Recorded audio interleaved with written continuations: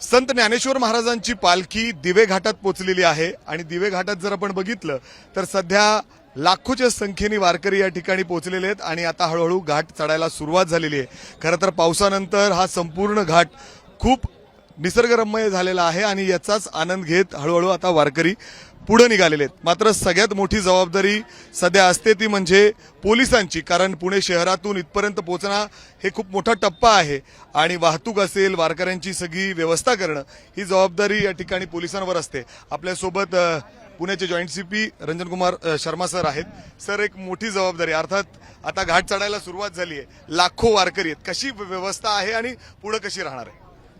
मागील 3 दिवसापासून पुणे शहर पोलीसकडून वारकरी आणि हे पालखी यात्राचे बंदोबस्त चांगल्या पद्धतीने चालू आहे।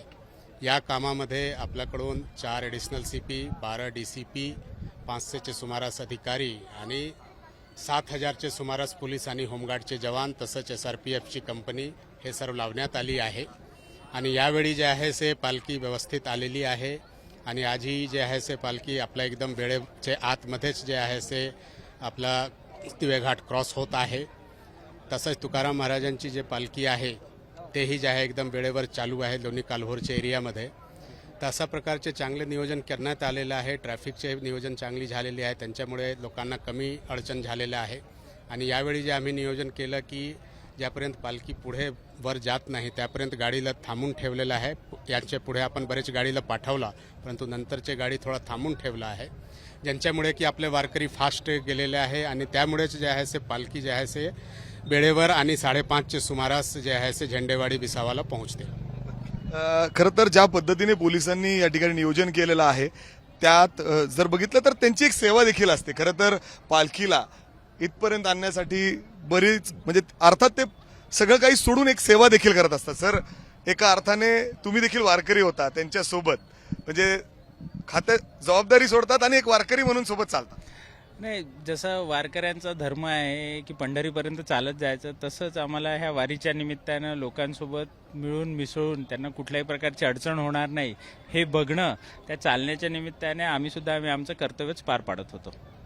अगदी सर, आम्ही बघतोय वारकरी तुम्हाला येऊन विचारतायत, बरेचदा बोलतायत, वेगवेगळ्या गोष्टी विचारतायत, तुम्ही प्रत्येकदा त्यांना मदत करता, म्हणजे पोलिसांमध्ये सुद्धा एक वारकरी दिसतो इथं। हां, माझ्या मते पोलीस वारकरी कमी आणि सेवेकरीच्या भूमिकेत जास्त आहेत।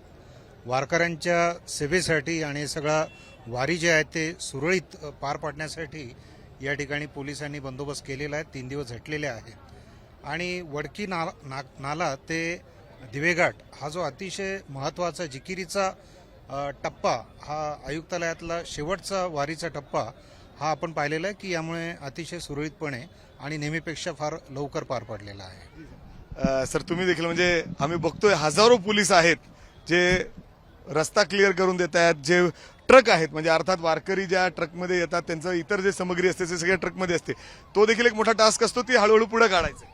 बरोबर आहे। ह्या सगळ्या विक्रमी वेळेत ग्रामीणच्या हद्दीमध्ये पालखी घेऊन जाण्याचं सगळं श्रेय खरं तर वारकऱ्यांना आहे।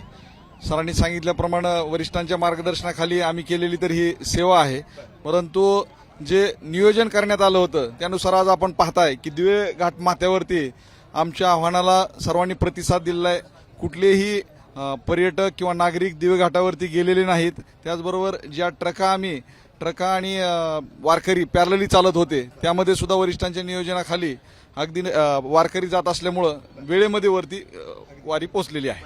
सर, आपण बघतोय हे सगळे वारकरी म्हणजे आनंदित आहात माऊली रामकृष्ण हरी। आपण बघतोय असा म्हणजे वारकरी आणि हे सेवेकरी दोघं एकत्र चालताना दिसत आहेत आणि त्यामुळं ही वारी आणखीन सुखदायी आणि आनंददायी या ठिकाणी पाहायला मिळते। जय कॅमेरामॅन राजेश बिडकर सह मी मिकी घेई, ABP माझा, दिवे घाट, पुणे।